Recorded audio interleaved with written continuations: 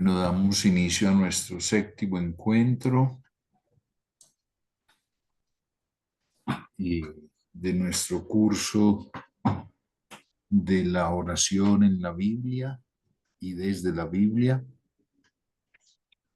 Y como siempre, entonces les presento el plan para desarrollar en esta clase, en esta sesión. La vez pasada, siempre hacemos el recuento, hicimos o continuamos con la introducción a los salmos. Y vimos ese problema que se nos presenta sobre la numeración de los salmos, que un número aparece fuera de un paréntesis y el otro en un paréntesis, y explicamos a qué corresponde, pero también insistí en que no nos enredemos con el asunto. Luego, la estructura del libro de los salmos, las 5 partes en el que está dividido, con esa frase estructural de alabanza que aparece en cada una de esas subdivisiones. Luego hicimos una mirada, un paneo a todos los géneros, los tipos de salmos y profundizamos o dijimos una palabra sobre algunos. El salmo de acción de gracias o el himno, la súplica, la acción de gracias, súplica, la alabanza o el himno, perdón, los penitenciales y los imprecatorios. Y en la mirada general de los géneros dijimos una palabrita sobre cada uno de esos que aparecían allá. Pues ese es mucho para una sola sesión o sesión y media que abordamos. Eh, entonces, antes de iniciar el tema de hoy, que ya es sobre Jesús el Señor, si hay alguna inquietud sobre el tema de los salmos, podemos presentarla en este momento, algún comentario. Yo siempre pues se les envía la presentación, además del video, la presentación, esto que yo pongo acá en pantalla, y ahí se puede repasar, en fin.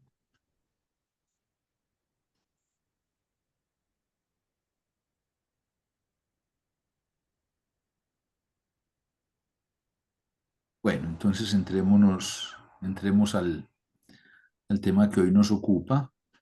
Cuando hicimos la mirada sobre los personajes, la oración, las experiencias de oración en los distintos personajes bíblicos, les insistí o les dije que no aparecía por ningún lado Jesús, porque a él lo abordábamos aparte, en razón de que para nosotros él es el orante por excelencia. Eh, Tenía esta imagen ahorita mientras el canto. Él es la oración hecha ser humano, podríamos decir, ¿no? Entonces, por eso en él encontramos un hombre orante y en él encontramos para nosotros un modelo de oración. Entonces, en este tema, Jesús orante por excelencia, como 4 elementos pretendemos mirar. Algunos momentos de la oración de Jesús, según los evangelios de Marcos y Mateo. Vamos a ver esos textos. Luego, algunos momentos de Jesús orando ya en Lucas. Algunos dicen que Lucas, y ahorita diremos porque aparte se le considera pues uno de los temas transversales de la oración. Luego, siguiendo a un autor que plantea 10 pinceladas, 10 apuntes, 10 ítems sobre Jesús orante. Y finalmente, lo que está detrás de la experiencia de Jesús Buenas orante. noches, padre Diego. Disculpe que llegué tarde, mi amable. que es la experiencia filial de Jesús. Buenas noches. Entonces, entremos pues a este tema. Entonces, algunos momentos de la oración de Jesús. Vamos a tomar entonces las Biblias. Tomen su Biblia y vamos a leer.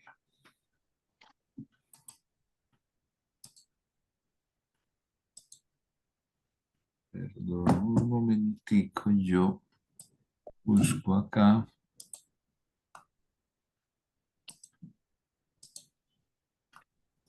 Este.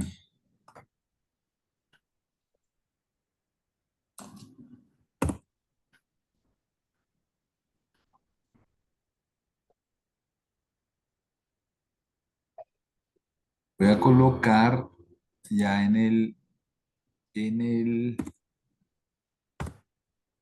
el chat el enlace para que diligencien la asistencia, no la dejen para el final. Entonces, acuérdense que es diligenciar el enlace, le dan al enlace y ahí les despliega como algunas preguntas, creo, para que por favor lo hagan a tiempo.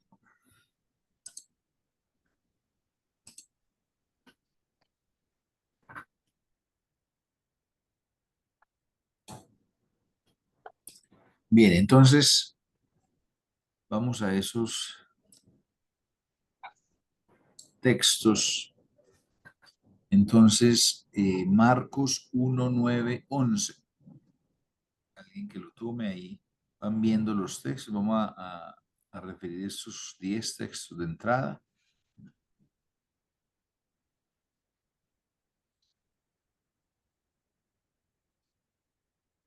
Ahora ayúdenme a buscarlos, ténganlos listos para que no nos demoremos.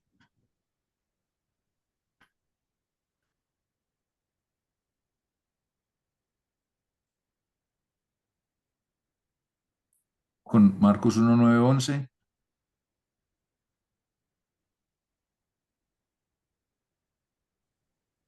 Y sucedió que por aquellos días vino Jesús de Nazaret de Galilea y fue bautizado por Juan en el Jordán. En cuanto salió del agua, vio que los cielos se rasgaban y que el Espíritu, en forma de paloma, bajaba a él. Y se oyó una voz que venía de los cielos: Tú eres mi Hijo amado, en ti me complazco. Muy bien, según el Evangelio de Marcos, esta es como la primera aparición de Jesús en Marcos.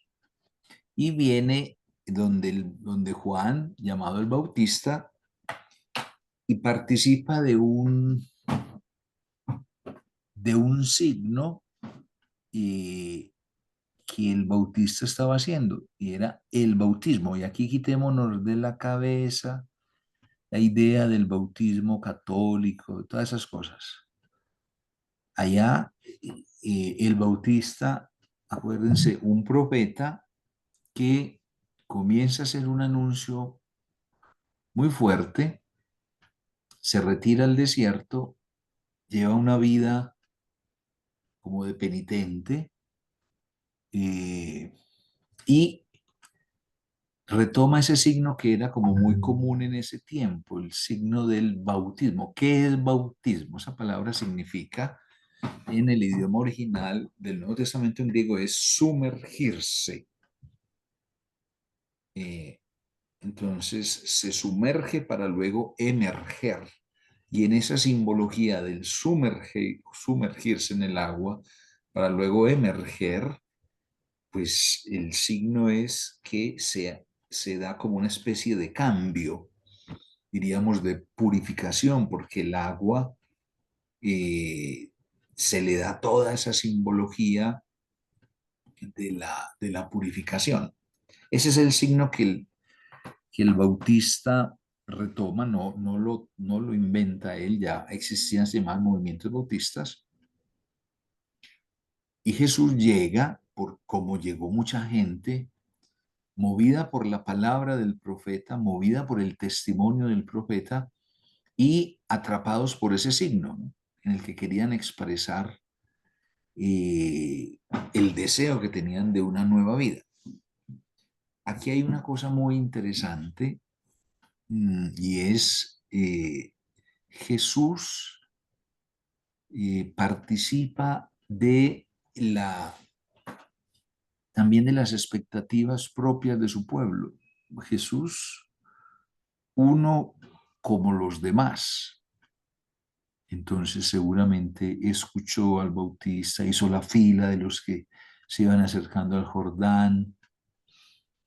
Entonces ahí hay un dato muy interesante en la vida de oración de Jesús y es escucha, se deja interpelar por alguien que representa la espiritualidad, ¿no? El Bautista no era, a ver, para que esto, el templo estaba en Jerusalén, en la capital. Luego había lugares oficiales para ir a hacer oración en los pueblos, las sinagogas. Pero el Bautista está en el desierto, en un lugar aparentemente no religioso, y convierte el desierto, ese lugar solitario, y el río en un lugar que pretende invitar a las personas a ese contacto íntimo, personal con Dios, a través del signo y de esa escucha que hace. Jesús participa de eso. Entonces, diríamos, participa de la espiritualidad de su pueblo, no es ajeno. Y luego en ese momento, que diríamos, este es el momento fundamental para el camino de Jesús en su identidad y en su ministerio.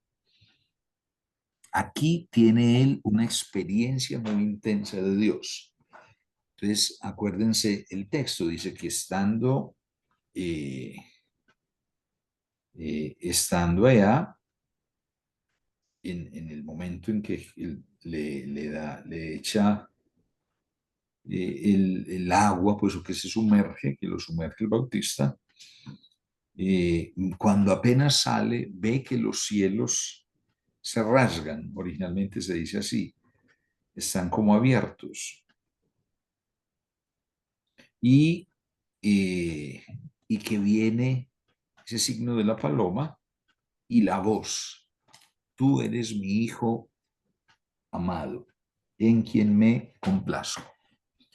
Esta experiencia es fundante, ahorita lo vamos a ver, la experiencia es fundante apaguen sus micrófonos, por favor. Esta experiencia es fundante de todo lo que va a ser la vida y misión de Jesús. Él venía buscando, discerniendo quién era, para dónde iba, y aquí el Padre le revela quién es Él. Tú eres mi hijo amado. Entonces este es un texto fundante. Después de eso dice inmediatamente, Marcos 1, 12, 13, quien lo tenga, por favor. Padre, dice, enseguida el Espíritu lo empujó al desierto. Allí permaneció 40 días y fue tentado por Satanás. Vivía entre los animales salvajes, pero los ángeles le servían. Bien, perdón, hago aquí un paréntesis, gracias a los que han leído. Recuerden, ahí está el enlace de la asistencia. Se trata de que lo diligencien, es decir, de que le den clic y se aparece ahí seguro unas formas para llenar. No es que pongan el nombre aquí en el chat. Quien no le abra, mañana se comunica con Sandra, la del CAE, y le dice, le reporta, ¿sí? Y hay una pregunta, todavía un paréntesis a propósito del Bautista. Preguntan aquí en el chat, ¿Jesús fue discípulo del Bautista?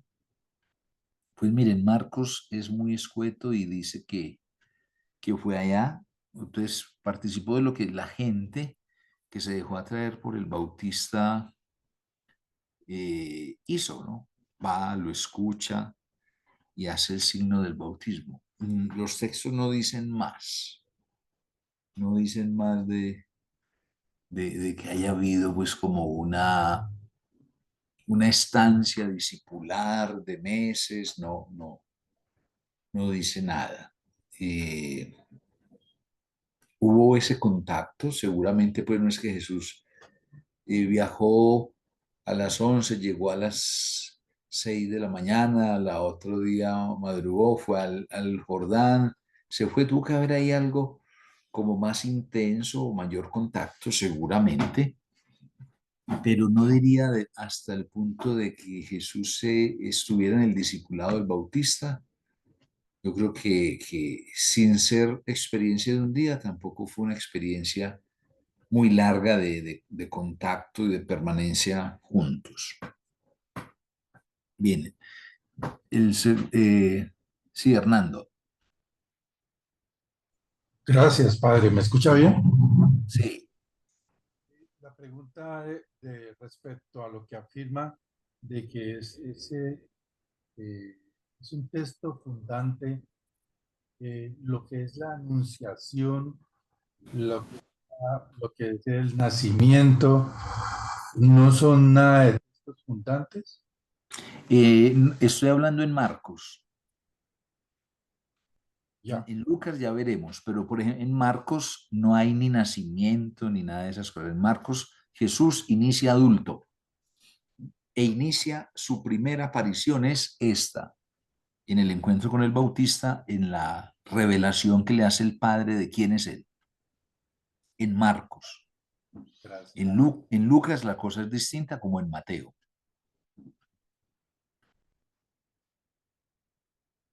¿Sí? Sí, padre, gracias. Bueno. sí, y gracias por la pregunta, Hernando, porque caigo en cuenta de esto, ¿no? Como a veces uno va diciendo y no lo precisa bien. Tengamos presente que los evangelios son 4.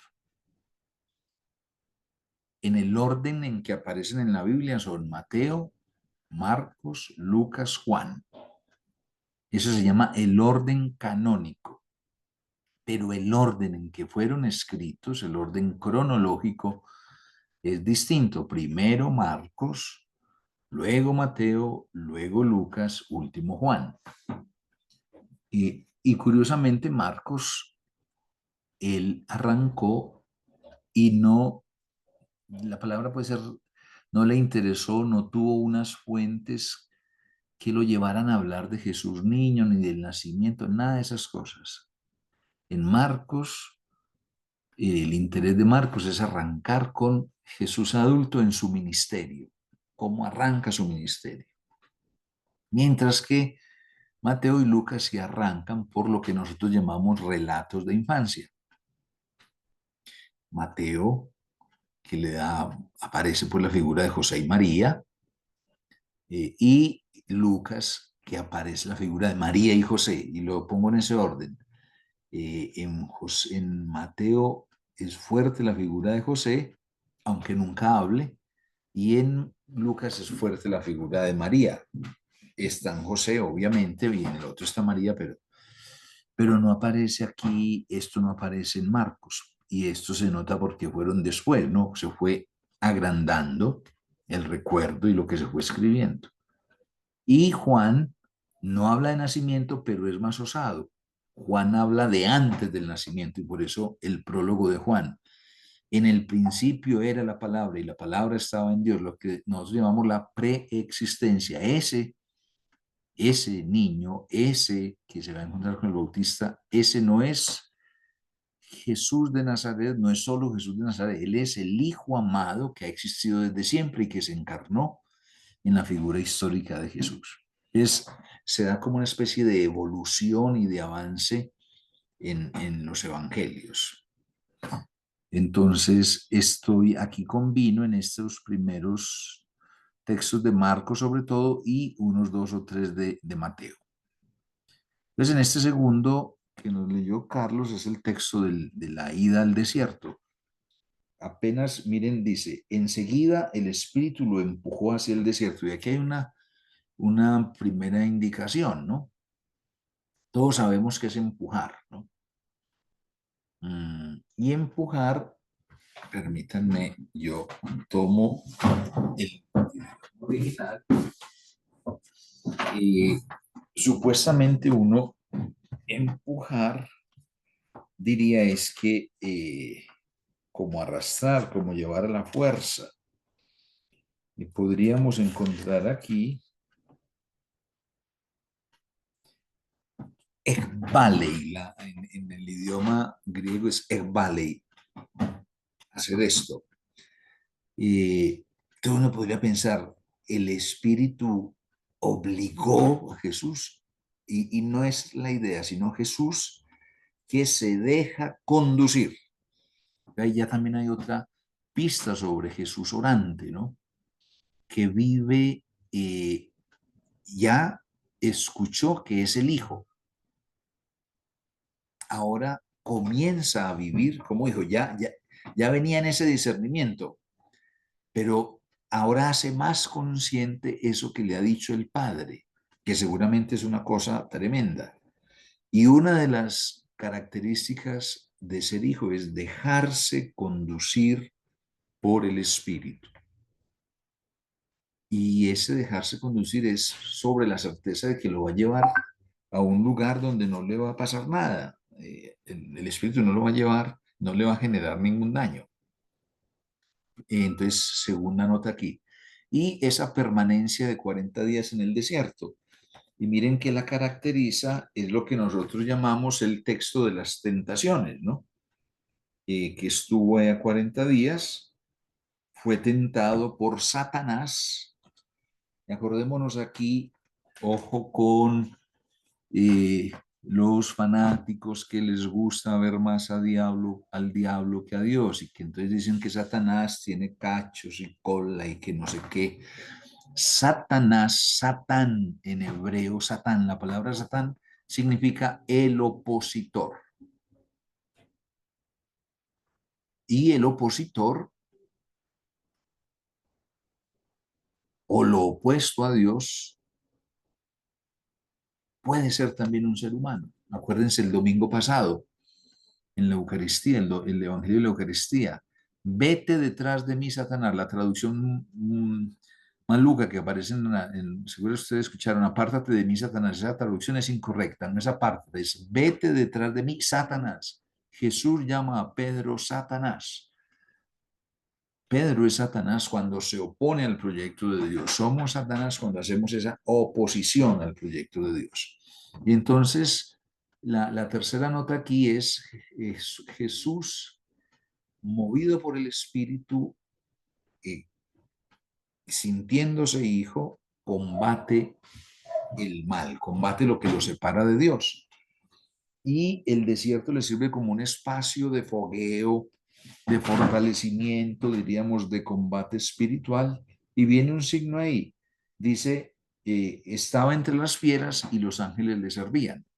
Para decir, estaba cuidado por Dios, porque caminaba en la senda del Señor. Y diríamos, ese tiempo del desierto es un tiempo muy intenso para Jesús vivir su vida de oración, en fin. Todos hemos visto que hay otros textos donde se narra las tentaciones. Mateo y Lucas dicen cuáles y cómo. Aquí no dice cuáles ni cómo. Fue tentado a secas. Bien, y ahí tenemos esos dos primeros textos. El tercero, Marcos 1:35. La oración nocturna de Jesús. No De, lean madru- sin título, solo lean el verso. de madrugada, cuando todavía estaba muy oscuro, Jesús se levantó, salió y se fue a un lugar solitario, Ahí se puso a orar.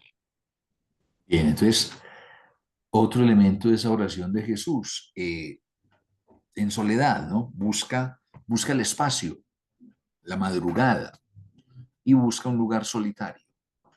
Entonces, sabe,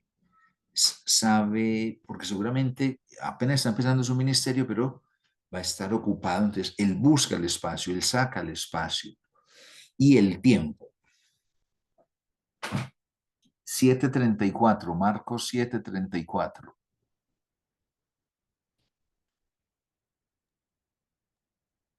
Alzó los ojos al cielo, suspiró y le dijo, Efetá, que quiere decir, ábrete. Entonces es en la curación de aquel sordomudo y Jesús, miren, pone en manos del Señor la situación de esta persona, ¿no? Diríamos casi que de alguna manera hay una intercesión por él, lo que él está haciendo, pero lo que lo está colocando en las manos del Padre, ¿no? Y de alguna manera quita cualquier rasgo ahí de cosas mágicas. Es la acción del Padre Dios que actúa en él, a través de él, y que ayuda a ese ser humano. Y el éfeta o efetá, ábrete, ¿no? La transfiguración, este es un momento intenso, fue el texto que leímos al inicio del curso. No lo leamos ahorita. Acuérdense como esos momentos, suben al monte, Jesús sube con 3 de sus discípulos, en el monte cambia sus vestiduras de blanco, y acuérdense que decíamos blanco no es pureza, sino gloria. Puede ser pureza, pero en un sentido por ahí de cuarto. Lo primero es gloria. El blanco significa participar de la gloria de Dios, estar en la presencia de Dios. De Jesús cambia sus vestidos, evidencia con ese color que él participa de la gloria de Dios.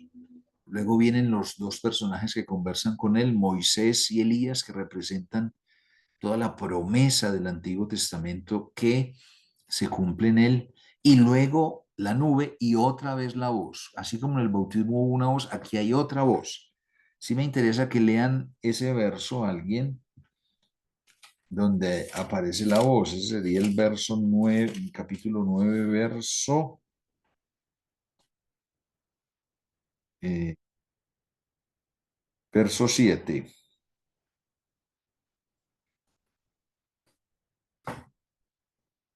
Nueve, 7. Entonces vino una nube que les hizo sombra y salió de ella una voz. Este es mi hijo querido, escúchenlo.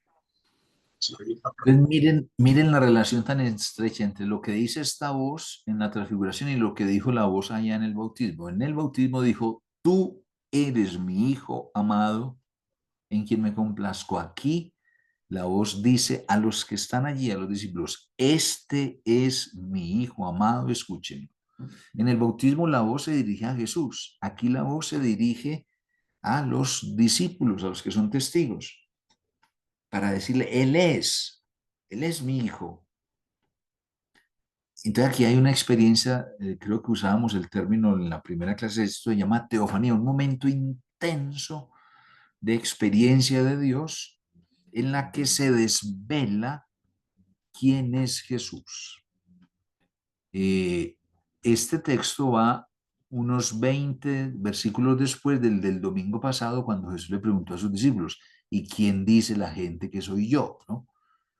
Aquí ya no es Jesús quien dice, los discípulos dan unas opiniones que la gente dice, Pedro da la opinión en nombre de ellos. Aquí ya es el Padre quien muestra quién es Jesús.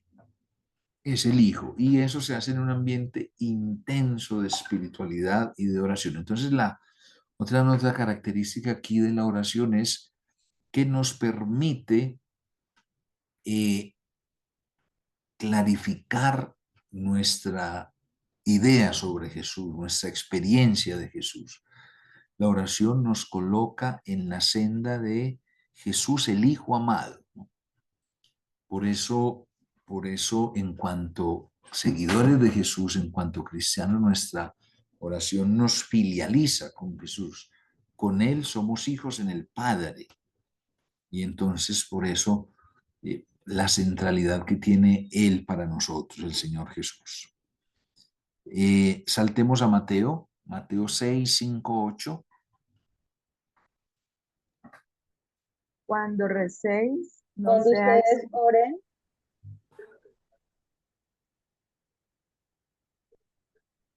Pero una de las dos.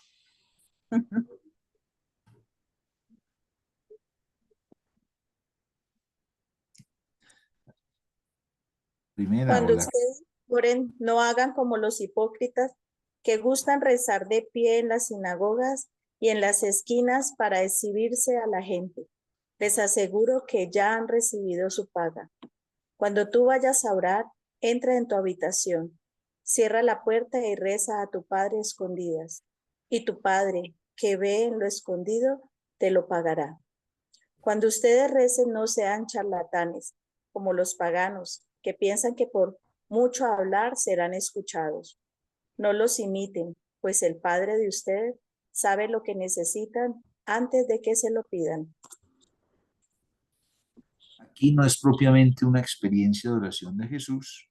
Incluso este texto podría ir hacia uno de los temas posteriores. Aquí es un cuestionamiento que hace Jesús a la manera como oran algunos judíos. Entonces dice que rezan por allá delante de todo el mundo para que los vean en las esquinas de las plazas, o que rezan con mucho discurso, mucha palabrería. Jesús da esos dos criterios: hágalo a solas y sin mucho discurso, ¿no? Entonces, más que momento de oración de Jesús, es una cuestionamiento y una invitación, unos criterios para orar. Hernando. Gracias, Padre. Cuando estábamos en Marcos 1:35, no, perdón, en Marcos 7:34, en la curación del sordomudo, que él levanta al cielo, que es como una especie de lo que comentaba, que era pidiendo su intercesión al Señor. Y aquí, al final, dice: el Padre sabe lo que necesitáis antes de pedírselo. Yo lo siento, yo lo tengo como una contradicción. Por favor, Padre. ¿Tiene una qué, perdón? Yo lo entiendo, para mí es como como contradictorio. Ya. O sea que él, sí, bueno, a ver. Aunque el Padre sabe lo que necesitamos, hay que decírselo. Y en eso Jesús siempre, en Marcos y en Mateo, no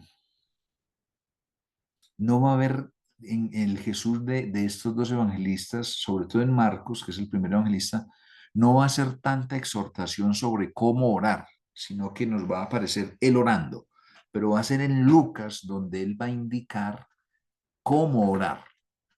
Y una de las cosas que va a decir es: pidan y se les dará, busquen y encontrarán. Ahorita lo miraremos.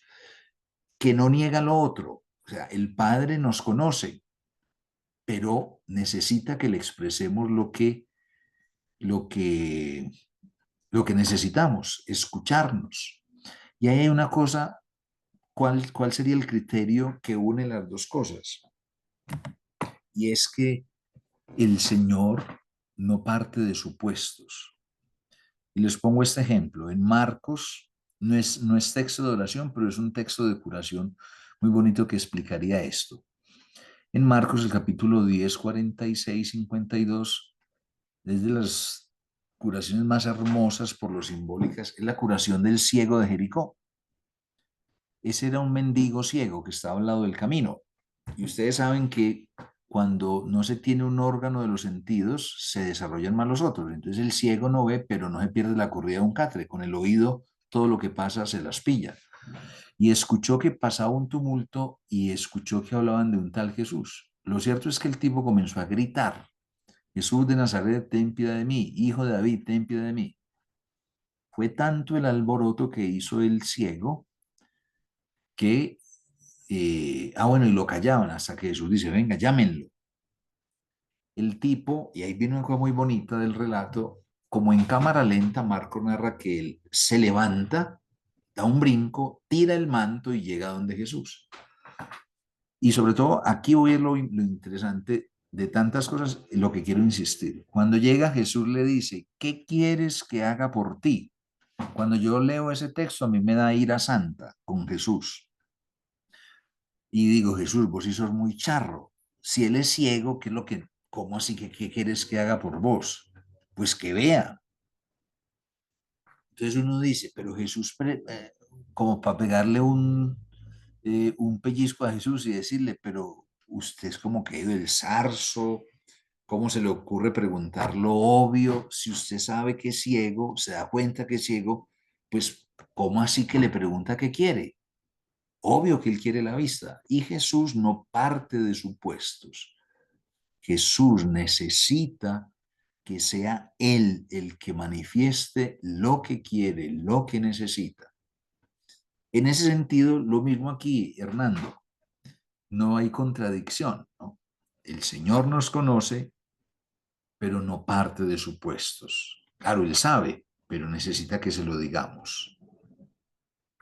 ¿Sí? Padre, gracias y el ejemplo es maravilloso. Muy claro el ejemplo, padre, gracias. Muy claro, chévere. Tanto que uno a veces tiene tantas cosas en cuanto a deseos, quiero esto, quiero esto, quiero esto, un poco de cosas, y yo creo que eso fue lo que le preguntó, ¿qué quieres? ¿Sí? Porque Ajá. tenía muchos deseos de otras cosas, quién sabe. Claro. Y miren, a mí el Señor profundamente respetuoso con nosotros, ¿no? O sea, no parte, sino parte de nosotros, de nuestra libertad, no hace en uno lo que Él quiere hacer en nosotros muchas cosas, pero es parte de nosotros. El proceso arranca y si arranca así, tiene posibilidades de avanzar. Bien, Mateo 11, 25, 27. En aquel tiempo Jesús dijo, yo te alabo, Padre, Señor del cielo y de la tierra, porque has escondido estas cosas a los sabios y a los entendidos, y se las has manifestado a los sencillos. Sí, Padre, porque así lo has querido. Mi Padre me ha confiado todas las cosas. Nadie conoce perfectamente al Hijo, sino el Padre. Y nadie conoce al Padre, sino el Hijo, y aquel a quien el Hijo se lo quiera manifestar.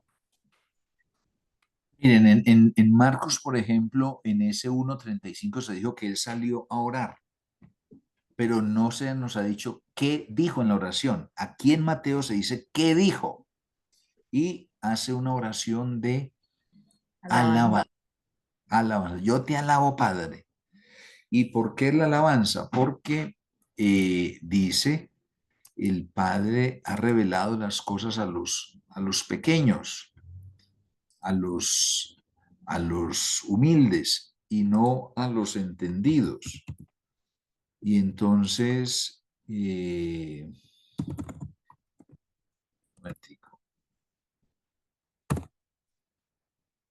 eso evidencia que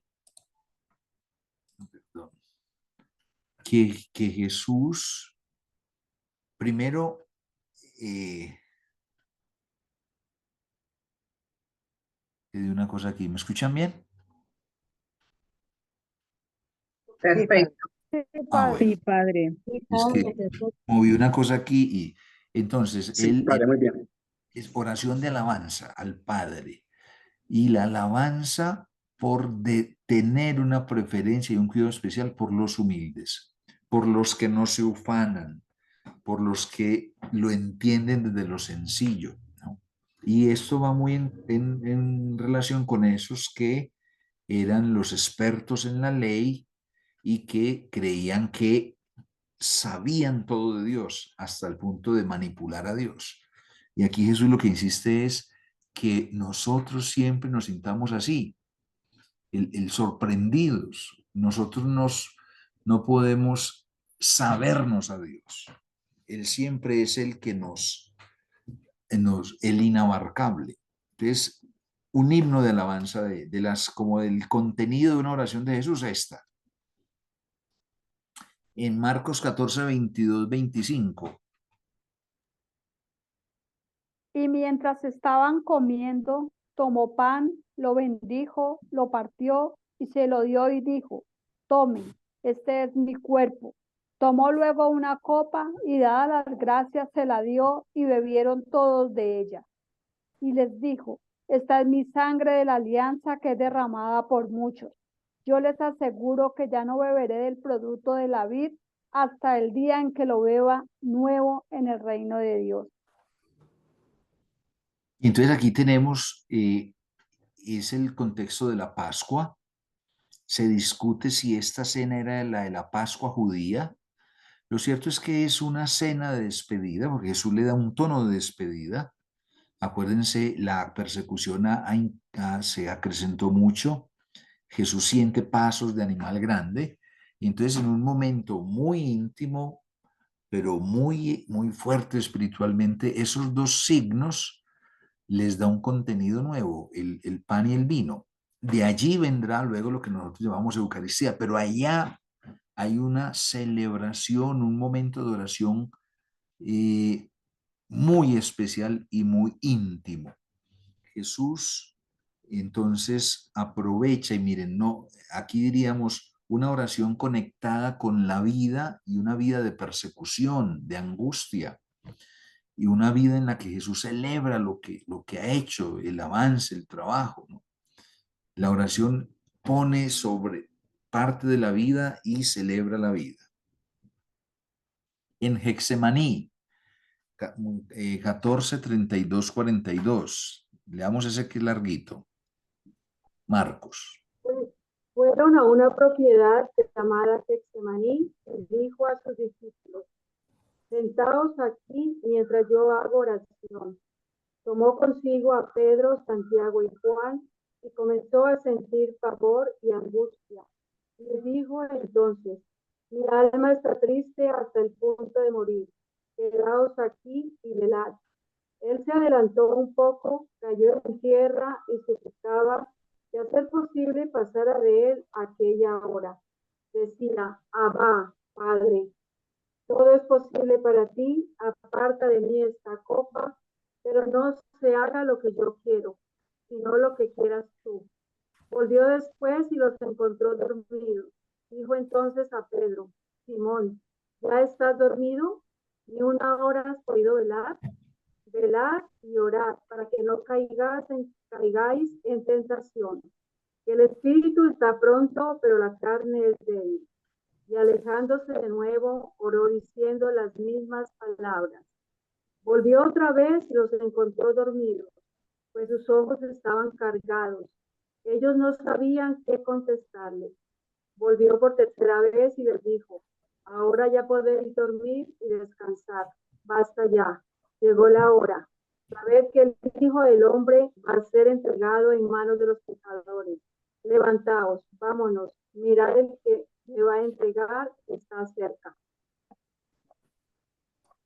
Entonces, miren, aquí hay varios elementos.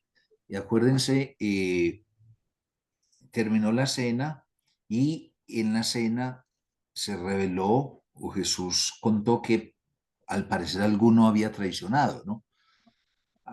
Acuérdense el contexto. A Jesús lo venían persiguiendo las autoridades religiosas, ¿no? Los más creyentes venían detrás de Jesús y lo querían matar.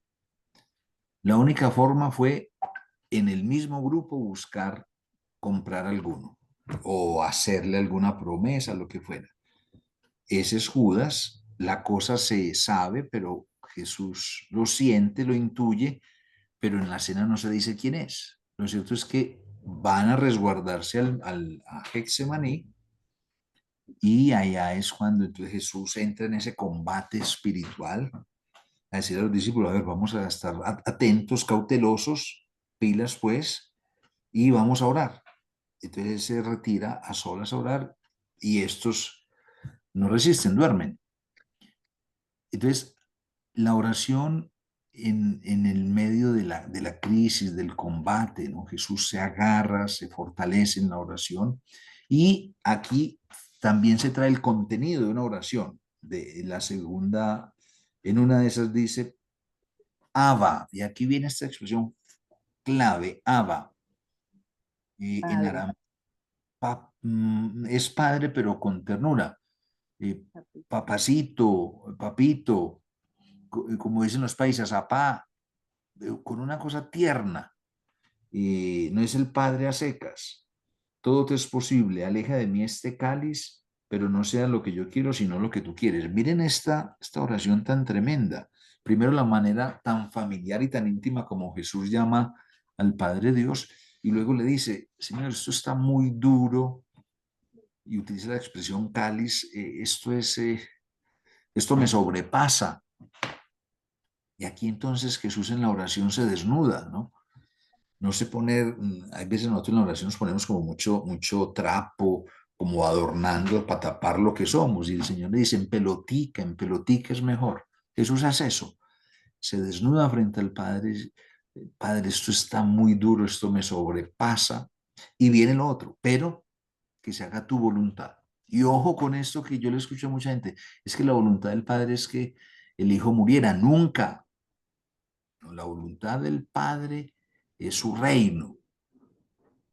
Y Jesús quiere ser fiel a la voluntad del Padre y su reino, pero en ese reino hay unos que no quieren, que son Satanás, que se oponen. Y entonces Jesús se mantiene firme, porque seguramente lo han querido disuadir, ¿no? Tal cosa y la amenaza y todo eso. Y Jesús se mantiene firme al proyecto del Padre.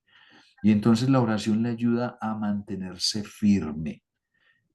El Padre lo fortalece. Y entonces aquí otros elementos para nuestra vida de oración, nos da fortaleza, ¿no? Y en ella también desnudamos lo que somos ante Dios, ¿no? Se ora en la crisis y desde la crisis se hace momento de oración. Y finalmente en la crucifixión, 15:34.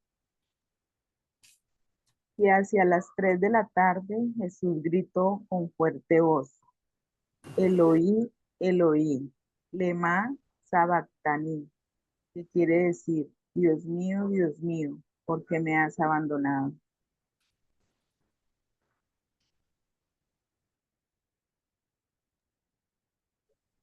Y hacia Bien, las 3, ya. Entonces, miren, es el momento intenso de, de el momento, pues, terrible del asesinato de Jesús. No nos podemos acostumbrar a la cruz ni a la crucifixión. Eso es un asesinato, una masacre que hacen en Jesús. Y todo lo que, la angustia que allí vive. Y él cita un salmo, el Salmo 22, ¿no? Que aparentemente, cuando esa expresión parecería sacada del contexto como si Jesús estuviera diciendo, me abandonaste, Señor, ¿no? Y resulta que es lo contrario, que Jesús está convencido de que el Padre está allí con él. Permítame que aquí es el Salmo 22.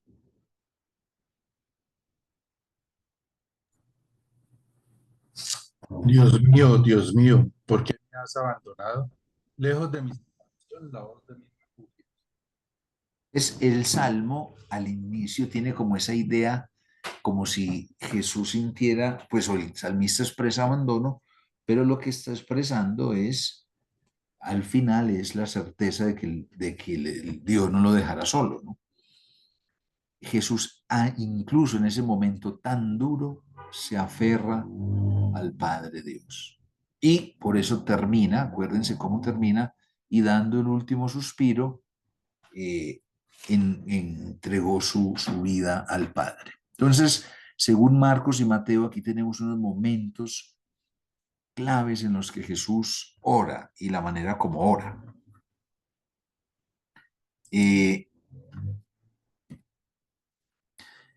Vamos a Lucas. Y entonces, ¿por qué separar a Lucas? Aquí traigo más textos. Aquí no lo leeremos, sino no vamos al que tienen ustedes, sino el que tengo yo acá, pero me ayudan a leerlo para ver la otra manera como Lucas presenta.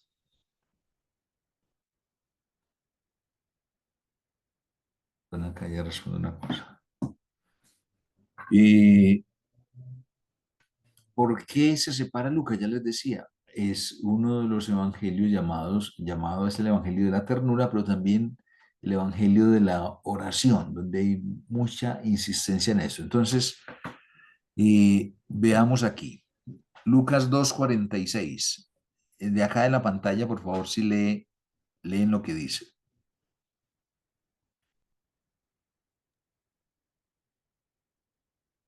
En el templo, la casa de su padre, a los 12 años de edad. ¿Se acuerdan cuando llevan a Jesús y que se pierde y estaban las cosas y en la casa de mi padre? Desde allá, desde el inicio, Jesús niño, aunque ese pasaje pues es muy Jesús hasta grosero, pero él siente que ese espacio es un espacio clave para alimentar su relación con el Padre, ¿no? La casa de mi Padre. Bien, 3:21. En el momento de su bautismo se encuentra orando. Sí, aquí entonces la narración del bautismo como en Marcos, pero aquí dice que Jesús estaba orando. Hay una diferencia aquí. Hay un momento en que el evangelista señala esa expresión, Jesús orando. 4:1-2 también estaba en Marcos. Antes de iniciar su predicación, se retira al desierto y ora durante 40 días. Entonces aquí, ya también lo dijimos allá con ocasión de Marcos, pero aquí reafirma pues ese tiempo de combate, como una especie de retiro espiritual, digámoslo así. 4:3-12. Al ser tentada responde con la fuerza de la palabra. Entonces, ¿se acuerdan que en las tentaciones que narra Lucas, frente a cada tentación responde con la palabra, ¿no? Entonces, mira el pan, vuelva esas piedras, pan, no tentarás, ¿cómo es? No solo de pan vive el hombre, tírate de acá, no tentarás al Señor tu Dios. Arrodíllate, solo adorarás al Señor Dios. Entonces, cita la palabra y la palabra se hace para él fortaleza y motivo de oración. Jesús y los judíos pues ellos oran a partir de la palabra el día, los momentos en que los judíos oran, y es una oración a partir de la palabra. Y seguramente entonces por eso desarrollan la mnemotecnia, la capacidad de recordar la memoria, y Jesús entonces no es que tenga ahí texto escrito, sino eso lo había introyectado y entonces le sale y le brota desde la palabra orar y confrontar al que quiere separarlo de Dios. 4:16 siguientes. Dice, en la sinagoga, la casa de oración, el sábado. ¿Ustedes se acuerdan cuando dice el texto que llegó a Nazaret y que en la sinagoga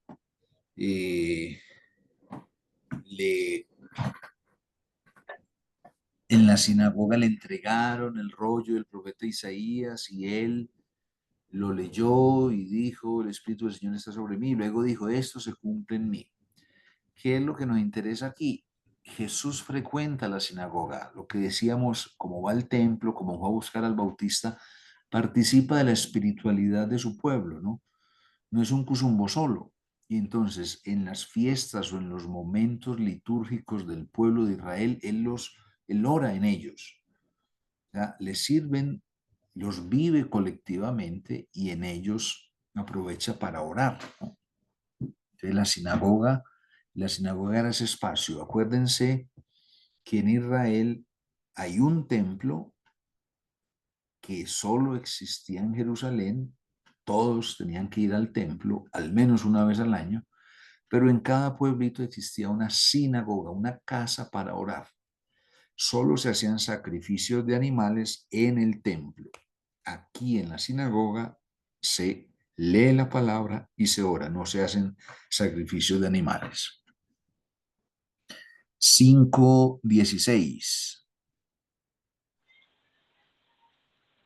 Buscaba lugares tranquilos para orar. Es así como salió allá de Cafarnaún a las afueras, aquí se va por allá también, lugar solitario, tranquilo. Entonces busca el espacio, ¿no? 6, 12, 13. Antes de elegir a sus discípulos, sube al cerro y pasa la noche en oración. Entonces, miren, un momento clave, ¿no? Jesús viene siendo seguido por varias personas, pero necesita ahí como un grupo, como de, ¿cómo se llama? De mayor acceso, no una rosca.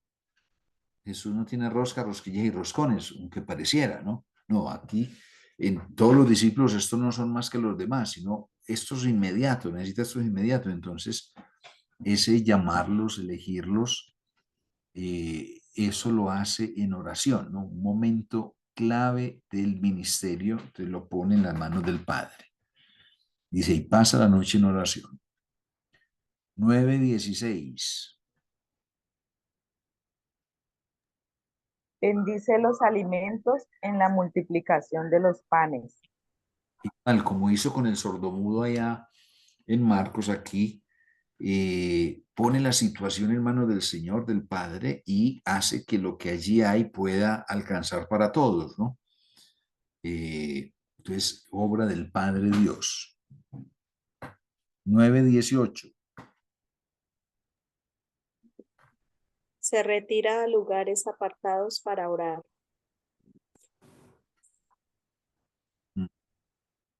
Ya dijimos lo mismo que allá en Cafarnaún y que el anterior, ¿no?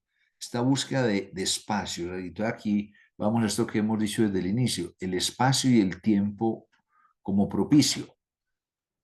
No significa que todo el mundo necesite ir a un lugar silencioso. Hay gente que es capaz de orar en medio de la bulla.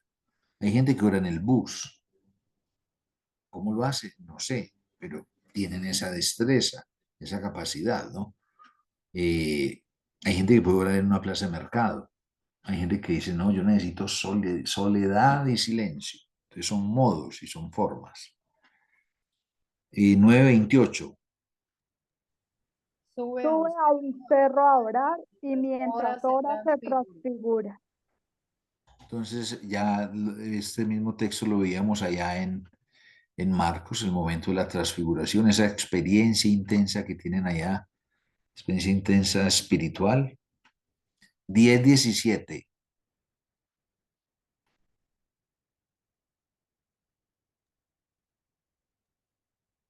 A la vuelta de la misión de los 72, da gracias al Padre. Ellos le cuentan cómo le fue y él hace esa acción de gracias por lo que ha hecho a través de ellos, ¿no? Entonces también eligió 12, hay otros 72 y esto es motivo de colocar lo que el Señor, el Padre, va haciendo a través de ellos, ¿no? Un poco diciendo, no son ellos, eres tú, Señor, quien actúa. 11:1, con el que iniciamos aquí el curso. Los discípulos le piden que les enseñe a orar. Recuerdan, Señor, enséñanos a orar como Juan Bautista le enseñó a sus discípulos, ¿no? Y viene entonces el texto seguido, 11:2.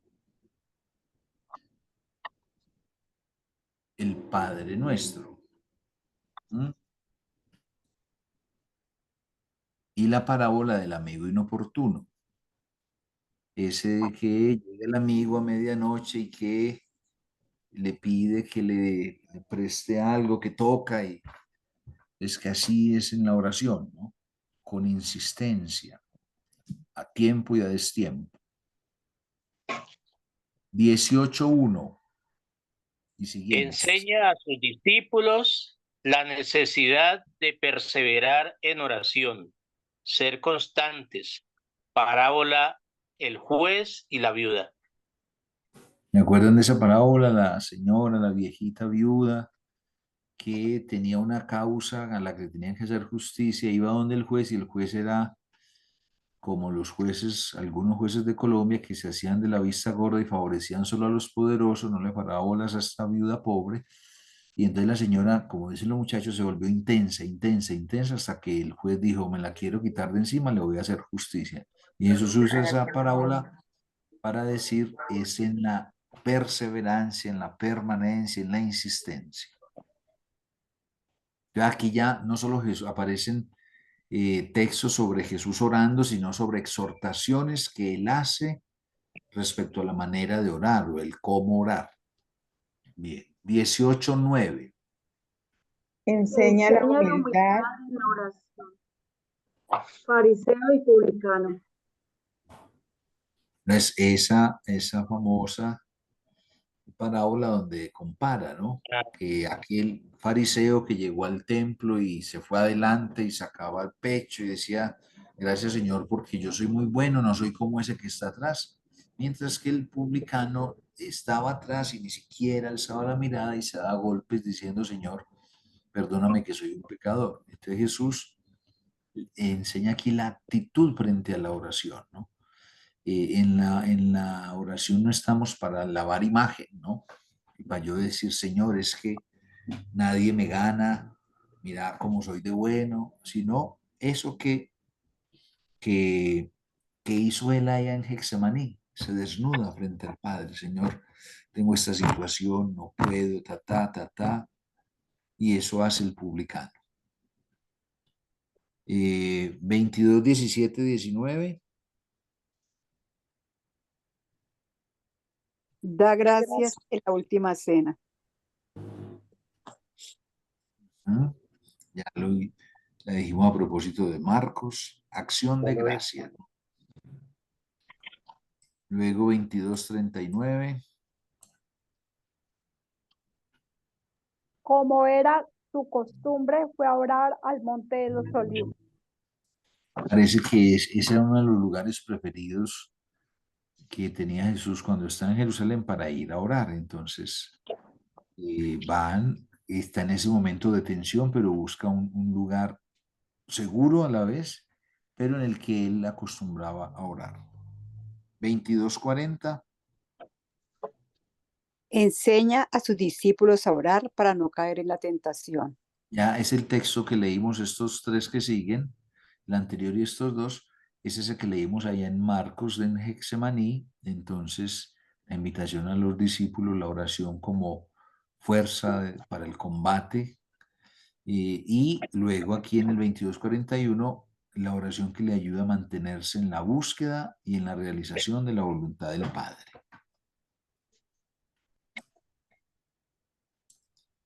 Luego 23:46.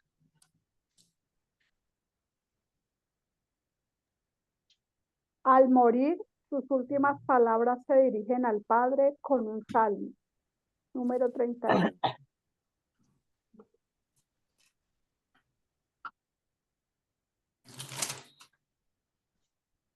Y es ahí esa expresión, Padre, en tus manos encomiendo mi espíritu. Y aquí pues como varias cosas a decir. Una, mire, Jesús muere como vive. ¿En qué sentido? En tus manos encomiendo mi espíritu, dándose, se dona al Padre, y toda la vida de Jesús fue donarse a los demás. Entonces muere como vive. Y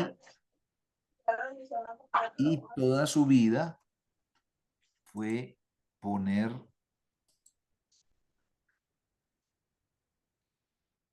Bueno, a ver si es que me va.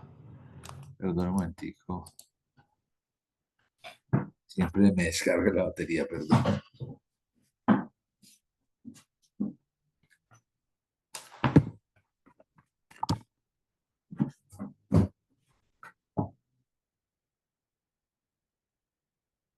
Entonces, muere como vive en el sentido de muere donándose, se lo dona al Padre y su vida fue donarse a los demás y en ellos al Padre. Muere como vive en cuanto que su vida fue una comunión permanente con el Padre, ese que le habló desde el inicio, tú eres mi hijo amado. Esa fue la razón de ser de su vida y con su ligazón a él. Por eso Jesús no hace oración, Jesús es oración, ¿no? En esa perspectiva, en esa idea de está unido permanentemente al Padre y así muere. Y resucitado 24:30.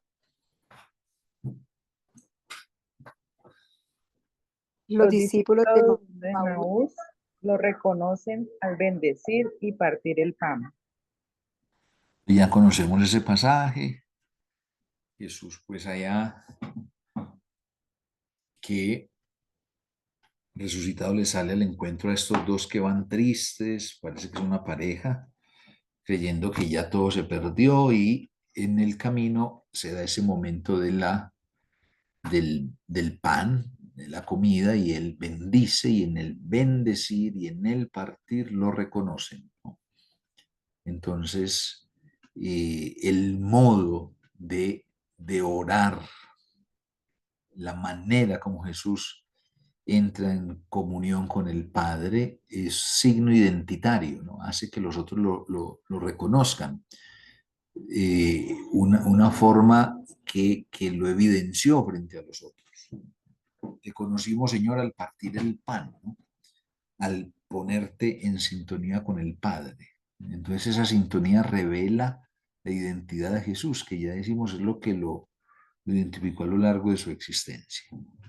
Y hasta ahí tendríamos entonces esos textos que en Lucas y los que vimos ya de Mateo y de Marcos y algunos de Mateo, que muestran como un panorama de momentos, de situaciones o de exhortaciones de Jesús sobre la oración.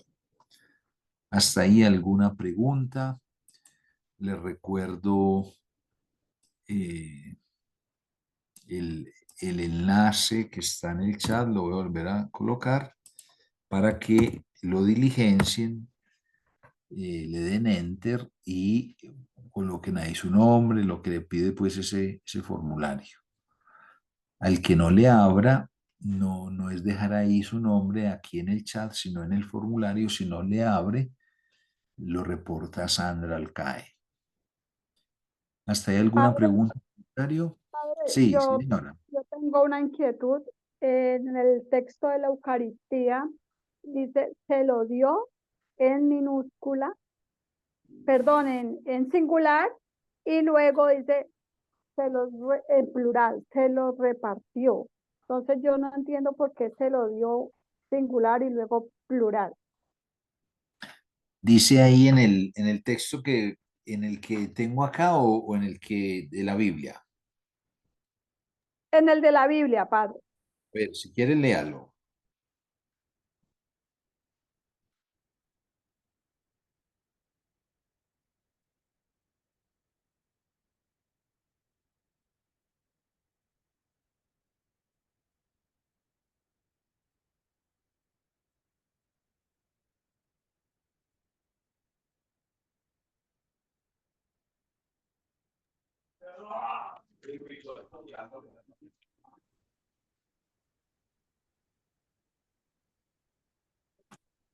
¿La encontró, señora?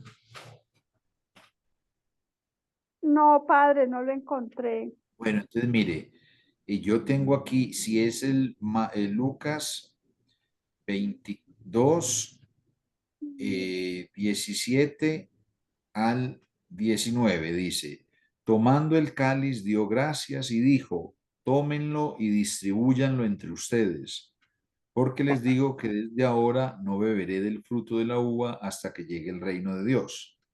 Tomando el pan dio gracias, lo partió y se lo dio diciendo, este es mi cuerpo que se entrega por ustedes, hagan esto en memoria mía. Pero ahí no aparece plural, singular, plural. Se Padre, lo dio. yo tengo en Marcos, en el de Marcos, y mientras Ah, estaban comiendo, tomó pan, lo bendijo, lo partió y se lo dio. Y dijo, tomen, tomen, es para mí plural, es como varios, tomen. pero tomen ustedes, no tomen panes, sino tomen ustedes. El tomen no es porque sean varios panes, sino tomen es ustedes, tomen el pan. ¿Sí? No, padre, la verdad no me queda claro. Dijo, lo bendijo, lo partió y se Sí, lo dio. Y se sí. lo dio. Se lo dio, no, no Pero es dice, se singular, lo padre. dio a sus discípulos. Parece que no la ve. Parece que ahí no está viendo. Lo Es que partió y se lo dio. ¿Se lo se dio lo o dio se los dio? a sus discípulos. No se dice no, se lo dio a sus discípulos. Pero a ver, señora, en la versión suya, para aclararle. No, en mi versión dice así, padre, como le leí. Y se lo dio Por y dijo, eso, ¿y dónde tiene usted el plural? Se lo dio. ¿A qué le dio? Lo es el pan. ¿A quién? A ellos, pero no es plural el pan. El pan lo reparte a los discípulos. El vino, la copa, la reparte a los discípulos. Los discípulos es plural, pero el pan y el vino es singular.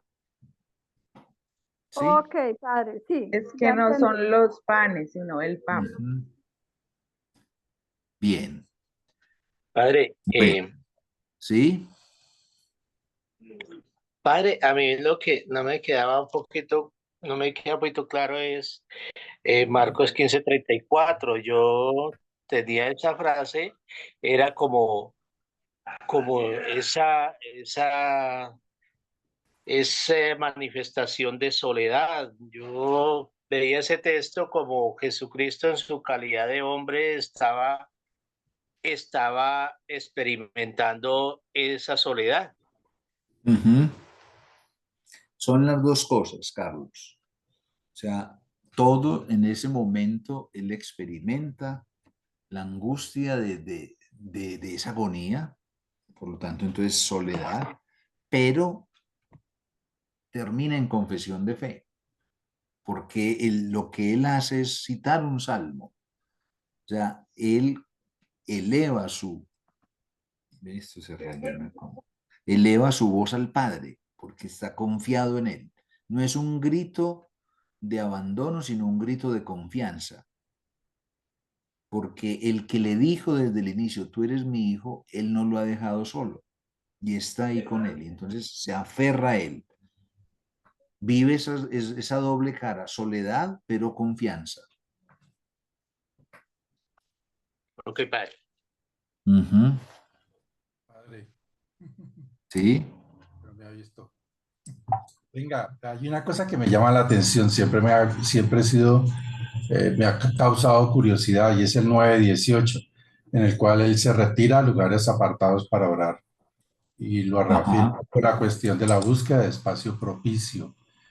El orar en diferentes sitios con N bullicios, qué sé yo, no sé, lo que sea, eh, esa oración sí es de verdad del corazón. O sea, si la persona es una persona prácticamente como los que meditan y que no importa dónde estén, está totalmente casi que levitando. Pero llegar a esos momentos es bastante, requiere de mucho estudio y de mucha concentración, porque pues así uno ore, está siendo interrumpido por, por el bullicio. Sí, eso ya pues ahí depende mucho de la... Sí, son formas, son estilos. Hay gente que no le logra interrumpir porque está muy conectada. Claro, le siente, pero está en otra cosa, ¿no? Pero son formas, son estilos. Pero en estricto, digamos, pues claro, lo ideal es un espacio propicio. Y, por ejemplo, el espacio, los que conocen el seminario de Cali, entra ahí ese riachuelo que atraviesa allá, en cualquier lado que se haga usted por ahí, se siente imposible que usted no lo atrape ese sonido como para, al menos para decirle, Señor, gracias por esta creación, ¿no? Entonces hay lugares que a usted de inmediato lo empujan a orar. Hay otros que es más difícil. Entonces el espacio ayuda mucho, ¿no? El ambiente. Bien, entonces ya hicimos los textos de Lucas, de Marcos. Entonces vamos a lo que alguien ha llamado 10 pinceladas sobre Jesús, que es prácticamente recoger lo que hemos dicho atrás y darle como una reiteración. Primera pincelada. Jesús es una persona acostumbrada a orar. Diríamos, por ahí el Lucas que lo mencionó de 12 años yendo al templo, pues cuando se fue con los papás y se perdió, ¿no? Tiene una formación en la casa, en el hogar, y pues ya lo vamos a ver, la segunda está muy relacionada del pueblo de Israel. Entonces hay una espiritualidad comunitaria y familiar con la práctica de la oración que logra como imprimir una forma, un estilo, un modo, ¿no? Y aquí Jesús, los evangelios evidencian eso, ¿no? Entonces aquí uno diría, tuvo que haber un papel muy fuerte de María y de José en los primeros años que marcaron una impronta en la espiritualidad de Jesús, ¿no? Jesús se hizo y ahí intervinieron muy fuertemente su familia, ¿no? Segundo, participa de la religiosidad de su pueblo, ya lo dijimos, entonces asiste al templo posiblemente una vez al año, o si iban a las 3 fiestas, va a la sinagoga, el espacio en que cada 8 días asisten los sábados para orar, para escuchar la palabra, lleva los ritmos de oración del día, y lleva el pueblo. Entonces hay participa de esa espiritualidad, diría yo, más que religiosidad, ¿no? Es un judío practicante.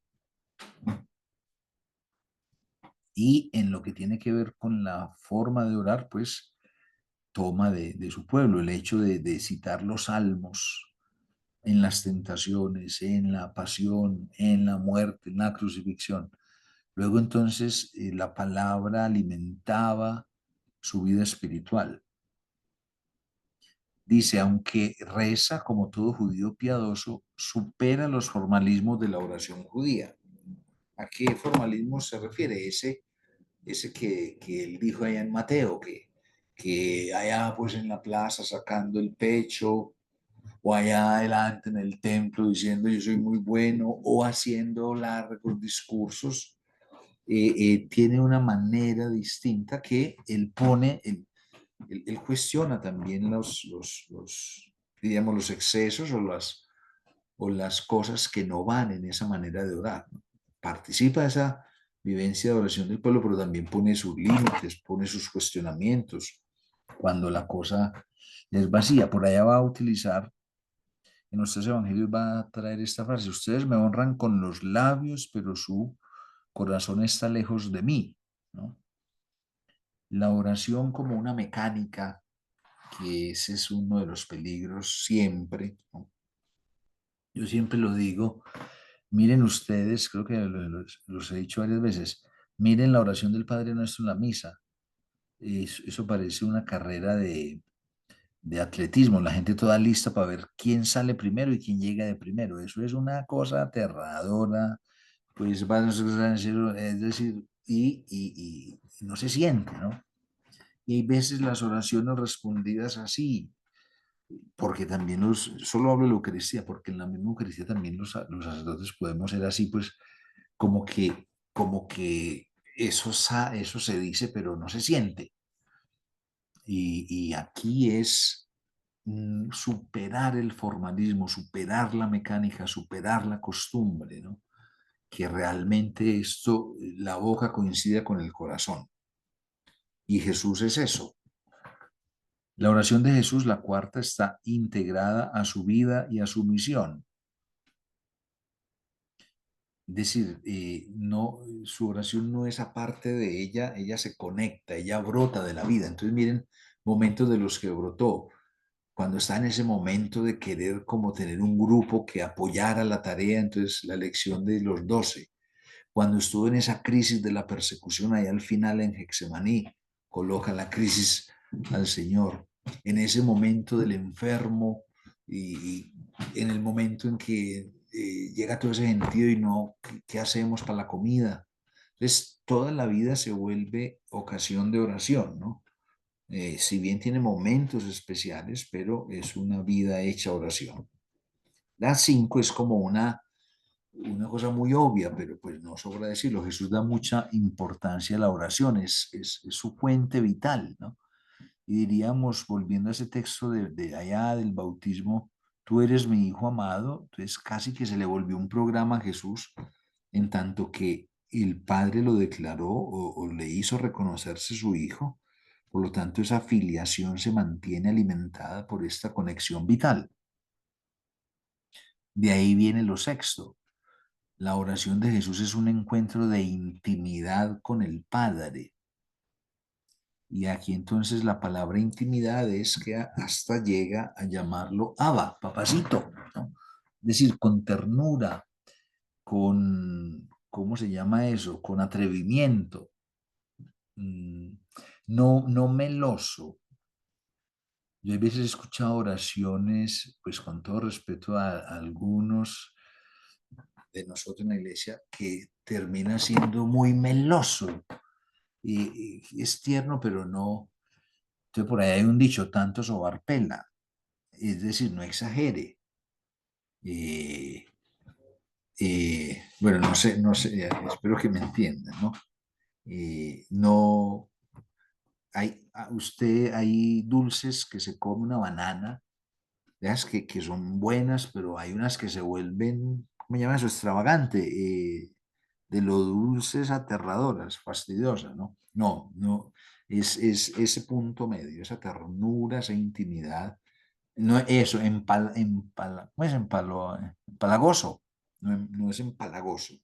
Empalagoso, empalagoso. Eso, sí. El 7, Jesús conoce la escritura y ora con ella, ¿no? Entonces, acuérdense el salmo, los salmos, lo que le responde a Satán en las tentaciones. Y no es que tiene el texto, lo introyectó, lo escuchó, lo memorizó y le servía para iluminar su vida. Y desde ahí ora, de ahí conduce su vida. 8, ora en los momentos importantes y en los difíciles, ¿no? Ya lo decíamos allá con ocasión del 5, una oración vital, ¿no?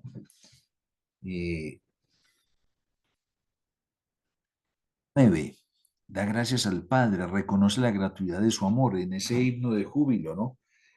Que diríamos, solo en esa aparece así dicho en Mateo, te doy gracias, Padre, te alabo, Padre del cielo, porque has revelado estas cosas. Pues alaba, da gracias y reconoce lo gratuito del amor del Padre. Muestra sin pagar a este, por amor. Y 10, Jesús ora en todo momento con distintas posturas y actitudes. va al monte, va a los olivos, va a Getsemaní, va al templo, va a la sinagoga en la mañana o en la noche. Bueno, entonces no hay como, tiene momentos, o en la madrugada, tiene momentos particulares, pero no es que tampoco, no desaprovecha para hacer de su vida oración. Bien, ahí serían como las 10 pinceladas que recogerían lo anterior. Y vamos al último elemento, que sería lo que está detrás. Y aquí soy insistente, reiterativo. Excúsenme si muy repetitivo. ¿Qué es lo que está detrás de las experiencias o de la experiencia o de la oración de Jesús? Su experiencia filial. Jesús se siente hijo del Padre Dios. Jesús actúa como hijo, vive como hijo. Y, y eso es lo que lo hace y lo lleva a estar en una relación permanente con el Padre. Y la relación permanente, el diálogo permanente se llama oración. Y entonces lo vemos en primer lugar llamando Padre a Dios. O reconocido como hijo por el Padre, ya lo dijimos en el bautismo. La voz divina le define como mi hijo, el amado, en Lucas. En Mateo, en Marcos, tú eres mi hijo en quien me complazco. Este reconocimiento, esta declaración de la filiación de Jesús y de la paternidad de Dios. Entonces, la voz, uno podría decir, le dice, tú eres mi hijo, luego le está diciendo, yo soy tu padre. Lo que no se dice queda evidente. Por lo que le dice la voz a Jesús, queda evidente lo que la voz es para Jesús. Entonces le dice, tú eres mi hijo, luego yo soy tu padre. Esta relación está a la base de toda la vida, la acción, el ministerio de Jesús, la experiencia de la filiación, de sentirse hijo, y de la paternidad, de sentir a Dios como Padre. Y eso queda evidenciado en estos himnos. Ya citamos el de Mateo, te doy gracias, Padre. En griego, pater. En arameo, Abba, es más cercano, más familiar, más íntimo, más cercano que pater en griego, es padre. Lo que les decía, por ejemplo, en paisa, papá, pero papá es más familiar. En la agonía de Getsemaní, ya lo citamos, Marcos 14:36, Abba. Leamos estos otros, ayúdenme con estos. Mateo 26:39 y 42, Lucas 22:42 y Juan 12:27-28.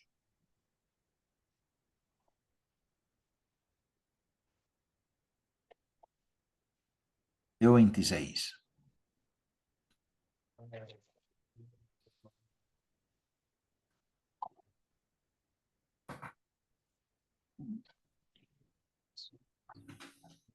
Acuérdense que hoy vamos otros minuticos más, por aquello que les dije la semana pasada, que vamos para poder terminar en septiembre. ¿Lo tienen? Mateo 26:39 y 42.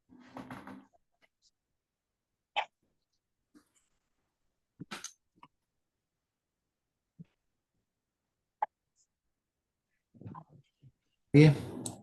Se adelantó un poco y postrado rostro en tierra, oró así: Padre, si es posible, que se aparte de mí esta copa, pero no se haga mi voluntad sino la tuya. Volvió a donde estaban los discípulos, los encontró dormidos y dijo a Pedro: ¿será posible que no habéis sido capaces de velar una hora conmigo? Velad y orad para no sucumbir en la prueba.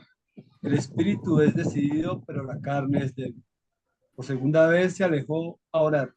Padre, si esta copa no puede pasar sin que yo la beba, que se haga tu voluntad. De ahí nos interesa la denominación Padre. Miren allá Juan 12, 27, 28. Me siento turbado ahora. ¿Diré acaso, Padre, líbrame de esta hora? Pero no, pues precisamente llegué a esta hora para enfrentar esta angustia.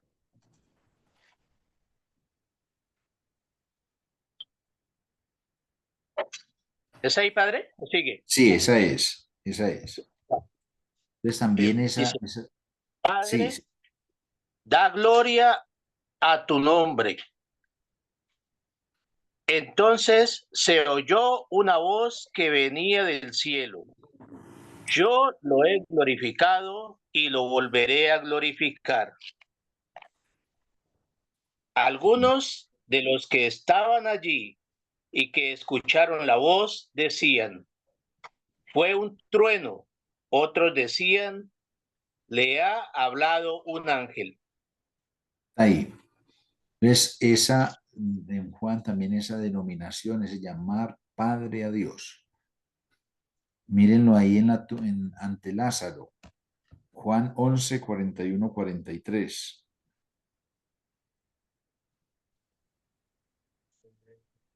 Retiraron la piedra. Jesús alzó la vista al cielo y dijo, te doy gracias, Padre, porque me has escuchado. Yo sé que siempre me escuchas, pero lo he dicho por la gente que me rodea, para que crean que tú me enviaste. Entonces, Dicho otra esto, vez esa. ¿Sí? dicho esto, gritó con fuerte voz, Lázaro, sal afuera.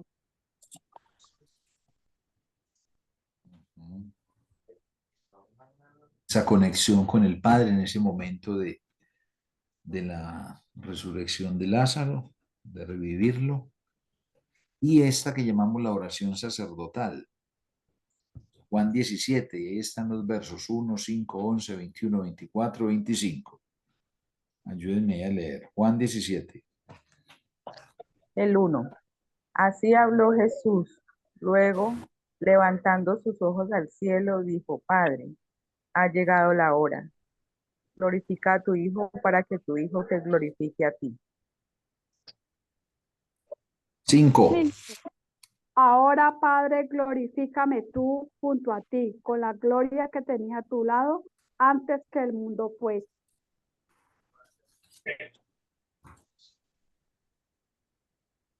11. Yo ya no estoy en el mundo, pero ellos sí están en el mundo, y yo voy a ti. Padre Santo, cuida en tu nombre a los que me has dado, para que sean uno como nosotros. 21. Para que todos sean uno, como tú, Padre, en mí y yo en ti, que ellos también sean uno en nosotros, para que el mundo crea que tú me has enviado. 24. Padre, quiero que los que me confiaste estén conmigo, donde yo estoy, para que contemplen mi gloria, la que me diste, porque me amaste antes de la creación del mundo. Padre, justo el mundo no te ha conocido, pero yo sí te he conocido, y ellos han reconocido que tú me has enviado. Yo les he dado a conocer tu nombre y se lo seguiré dando a conocer para que el amor que tú me tienes esté en ellos y yo también esté en ellos.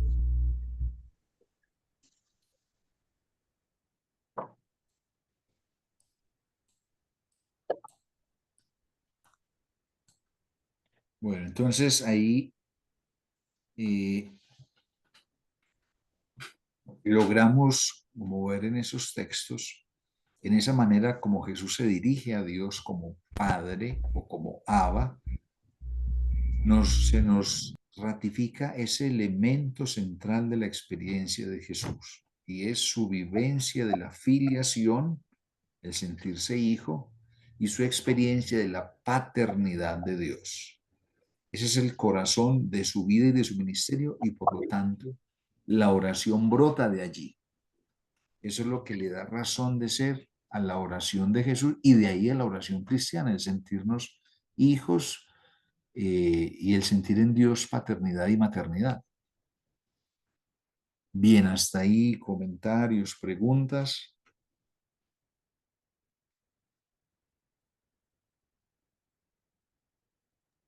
No, padre, todo claro.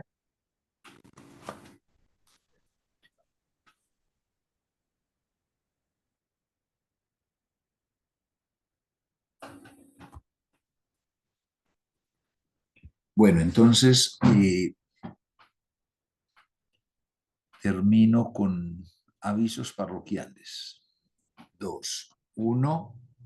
Vuelvo al chat. Los que no hayan diligenciado, acuérdense su asistencia. Voy a volver a colocar allí el chat para que ingresen a él, y ahí se despliega el formulario y llenan sus datos. Al que no se le abre el formulario, se reporta con Sandra en el CAE. Segundo aviso. Dentro de 8 días, martes, la Arquidiócesis de Cali tiene un encuentro que se le ha llamado la oración en la Biblia. El padre Omar ha organizado este evento, y él ha querido pues que haya va a estar el arzobispo, va a estar el padre Fidel Oñoro, con el que yo trabajo aquí en Bogotá, y voy a estar yo, y vamos a retomar este tema de la oración. Yo haré como unas pinceladas de lo que hemos trabajado aquí y algo más, o bueno, y el padre Oñoro trabajará sobre el Padre Nuestro. Entonces, yo les pediría que ese encuentro, los que puedan asistir, claro, es horario laboral, nos daría para el encuentro dentro de 8 días. Tengo una dificultad práctica, y es que como vamos a ir allá nosotros de acá de Bogotá, al regresar esa tarde-noche ya llegamos sobre la hora, y ustedes saben, uno no sabe los contratiempos. Entonces les pido que el próximo martes cambiemos el día por esta vez, y sería el último encuentro. Entonces, si es posible, que lo hagamos el viernes, y el que no pueda estar, pues queda grabado ese viernes de esa semana, que es el 27 de septiembre, para que tengamos el último encuentro de nuestro curso de la oración. Sería en el mismo horario, 7:30 de la noche. Entonces, creo que hace 8 días lo habíamos hablado. No sé si entonces Sí, confirmarlo señor, acá. sí lo habíamos hablado. Sí. Sí, señor. Sí, habíamos quedado que para el viernes 27. Bueno. Ya terminar. Entonces, si alguno por alguna dificultad no puede, de todas maneras queda la grabación y el material. Bueno, ¿alguna inquietud, comentario? Sí, padre. Sí. La participación al evento tiene que tener uno una contraseña o una carta. Uno no puede entrar sin necesidad Creo que es una cosa ahí. El padre Omar envió, no sé si les envió a ustedes, hay como un código, yo no sé, pero por WhatsApp incluso se puede, si quiere, si usted me escribe, yo lo busco y se lo reenvío, ¿no? Algo me ha enviado Omar, si es eso, yo creo que sí. Perdón, padre. Sí, padre. Lo que Hay una pasa, publicidad donde hay un código QR. Hay Entonces un lees el código código QR. QR y ahí te inscribes para el evento. Luego llegas allá y pues ya como está inscrito y ya con eso puedes, creo, ingresar. Que es Allá. padre, yo creo, padre, perdón, yo creo que sería bueno que aclarara eso con el padre Omar, porque tengo conocimiento que a las parroquias llegaron unas tarjetas de invitación. Eso iba a decir, Que sí. no sé si de pronto eso de lo que hablan del QR sea de pronto para ver la transmisión virtual o algo No, es así, para o nos participar allá sirve para también. asistir. Es También. para inscribirse. Perdón, padre, también en las parroquias también llegaron como unos pases. Entonces también las parroquias también están repartiendo algunas. Son poquitos, pero también se puede solicitar en la parroquia. O sea, a Y través San, del Disculpe, pase o del código En el QR. chat puse un link, en el chat coloqué un link, por ahí se pueden inscribir, da un formulario igual al que llenamos al de la asistencia, allí se pueden inscribir. Y en Allá, el lugar Margarita. donde pide el código de la boleta, coloquen 40, porque el Sí, padre señor, Omar nos lo explicó. sí, Perdón, ¿que coloque señora, qué? así. En el ¿Coloque lugar, qué? porque en el enlace que la compañera dice cuando se abre, hay un espacio donde te va a pedir un código que traen las boletas. Pero el padre Sí, Omar habilitó para que allí en ese lugar, quienes no tengan la boleta, coloquen 4 ceros y se puede hacer igual la inscripción. ya. Entonces, miren, aquí la señora Margarita puso el enlace. Este no es el de la asistencia, sino los que quieran inscribirse a ese encuentro allá en el Consejo de Cali, ahí se pueden cosiampirar. Bueno, entonces terminemos hoy por ahí está Luis Hernán. Hernán, estás por ahí, ¿cierto?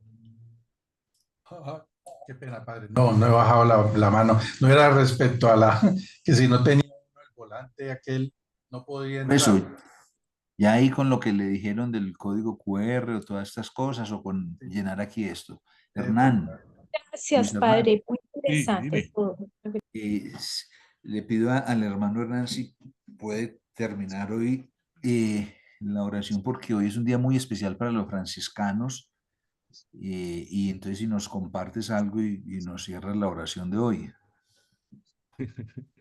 Bueno, hoy estamos celebrando el 8º centenario de los estigmas de San Francisco. No sé si han escuchado que Francisco fue estigmatizado, ¿no? En el año 1224 y hoy celebramos ocho siglos ya. Para la orden es como un reto, ¿no? Es un reto. El reto de configurarse con Cristo pobre y crucificado y sobre todo responder a los pobres y marginados de hoy, ¿no? De cómo el franciscano está llamado a estar en esos lugares de periferia, de exclusión, porque de pronto se dice, ¿no? Los estudiosos encuentran que la principal motivación de Francisco para ir a la Verna, que era una montaña, que era una cueva por allá, era porque los frailes no estaban respondiendo a lo que la inspiración le había suscitado a él y entonces se fue como triste, ¿no? Como que no quería saber de los hermanos. Y allá en oración, en un ambiente muy profundo de oración, de buscar en sus dificultades, en su soledad y como que no hallaba respuesta, se fue a buscar a Dios. Por eso es muy bonito lo de Jesús que buscaba lugares solitarios, lugares para estar también a solas con Dios porque quizás el ruido, la dinámica social no le permitía, digamos. Francisco se va para allá a buscar respuestas y se encuentra con Jesús, y se encuentra con Jesús pobre y crucificado, y en ese momento digamos, el Señor le regala las marcas de la crucifixión, las manos, los pies y el corazón, dirá la canción son un signo de la respuesta de Dios ante las dificultades, ¿no? Que cuando uno más llevado esté, busque de Dios. También en las cosas positivas, ¿no? En la vida, en la alabanza. Pues tanto así que cuando Francisco sale de allá, sale transformado, sale marcado, ¿cierto? Pero también sale como ilusionado de que la cosa se puede cambiar, de que depende de uno, depende no de mirar en los demás lo que están haciendo, sino que él baja a encontrarse otra vez con sus leprosos, con los pobres, con los necesitados, y desde allí continúa su tarea. Y hay algo muy bonito que encuentran los peritos y la meditación a nivel de familia franciscana, y es que Francisco empieza a alabar a Dios y alaba a Dios componiendo un cántico muy bonito que se llama el Cántico de las Criaturas. Ustedes lo han escuchado, hermano Sol, hermana Luna, empieza a hermanarse con la creación, no solamente con las personas, con sus hermanos de comunidad, de fraternidad, sino con toda la creación, y ahí en ella encuentra respuestas, encuentra paz, encuentra la nueva vitalidad para continuar la tarea. Entonces, en momentos de desaliento, encontrar a Dios en la soledad, encontrar su soporte, encontrar que Él está ahí presente, ¿no? Y que hay que hacerlo latente. Para nosotros, entonces, este octogenario significa eso. Significa que cuando más dura esté la cosa, buscar a Dios, buscar en la oración, ¿cierto? En esa oración profunda con el Señor, encontrar que Él lo puede marcar a uno para salir con más bríos, con más ganas, ¿cierto? A encontrar salidas. Eso es lo que celebramos hoy y pues estamos de fiesta y con un reto muy grande para todos, como vuelvo y repito, para intentar revisar qué estamos haciendo, cómo lo estamos haciendo y pedirle al Señor que nos ilumine en oración, esa oración íntima y personal, ser orantes, que nos dé salidas, que nos hagamos de nuestras zonas de confort, que nos salgamos de nuestras estructuras, hay veces, cierto, religiosas también, que no nos impiden ver más allá, cierto, ver la necesidad, ver que hay posibilidades en otras formas. En fin, eso es como lo que hemos meditado hoy con San Francisco de Asís, recordando la impresión de las llagas. Ujú. Gracias, Hernán. Entonces hagamos una oración que San Francisco siempre hacía ante un crucifijo en una iglesita llamada San Damián. Decimos todos, oh alto y glorioso Dios, Ilumina las tinieblas del nieblas de mi corazón corazón, y y dame da fe recta, recta, esperanza cierta esperanza cierta, y caridad caridad perfecta, perfecta, sentido sentido y y conocimiento, conocimiento, Señor, Señor, para que para que cumpla cumpla tu tu santo y veraz santo y veraz mandamiento. mandamiento. Amén. Amén. Hernán, si nos puedes dar la bendición. Vamos a recibir la bendición de San Francisco de Asís, que solía darle a los hermanos precisamente para que vivieran intensamente la palabra y la predicaran con ahínco. Que el Señor nos bendiga y nos guarde, nos Amén. nos muestre su rostro y tenga misericordia de nosotros. Amén. Vuelva el Señor su rostro hacia nosotros y nos conceda su paz. Amén. Y la bendición de Dios Todo Bondadoso, Padre, Hijo y Espíritu Santo, descienda sobre cada uno de nosotros, nos acompañe hoy y siempre. Amén. Amén. Amén. Amén. Muchas gracias, Padre. San Francisco de Feliz Asís, noche. Dios los bendiga. Gracias, Padre. Ruega Buenas por noches para todos. nosotros. Ruega por nosotros. Bueno, buena noche para todos. Buenas noches, Gracias, hasta Diego. luego. Gracias. Buenas noches, gracias. Bendecida noche para todos. Bendecida noche.